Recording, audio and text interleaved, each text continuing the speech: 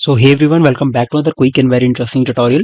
Where in this quick tutorial, I'm going to show you how you can increase the virtual RAM of your laptops or any other Windows devices. Now, in order to do it, just simply in the taskbar search for View Advanced System Settings. Once you click on this option here, you need to simply under this performance section click on settings, and under here just simply go to this option of advanced. Now under advanced here you'll see this option of virtual memory.